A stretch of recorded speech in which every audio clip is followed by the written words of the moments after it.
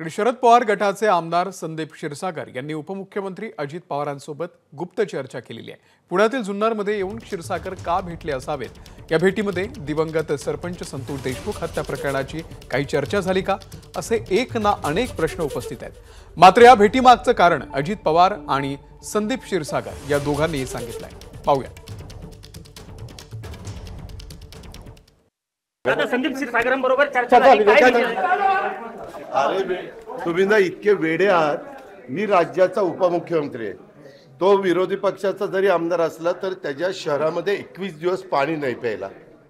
ते सांगायला आला की दादा त्याच्यात काहीतरी मार्ग काढा। मी त्या जिल्ह्याचा पालकमंत्री आहे। आता पालकमंत्री असल्यानंतर लोकप्रतिनिधी येणार ना, भेटणार ना। आम्ही पण विरोधी पक्षात असताना चंद्रकांत दादा पाटील पालकमंत्री होते, मी जायचो, भेटायचो।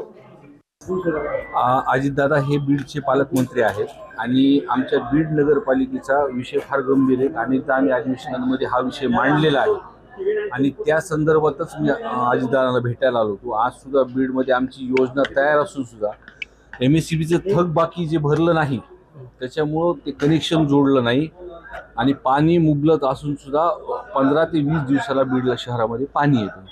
म्हणून तीच अडचण मागही मी त्यांना सांगितलं होतं। त्या संदर्भात ती दादांनी बैठक सुद्धा घेतली होती आणि तो परत रिमाइंडर म्हणून त्यांना भेटायला आलो। तो विषय सुद्धा तो मार्गी लावलाय।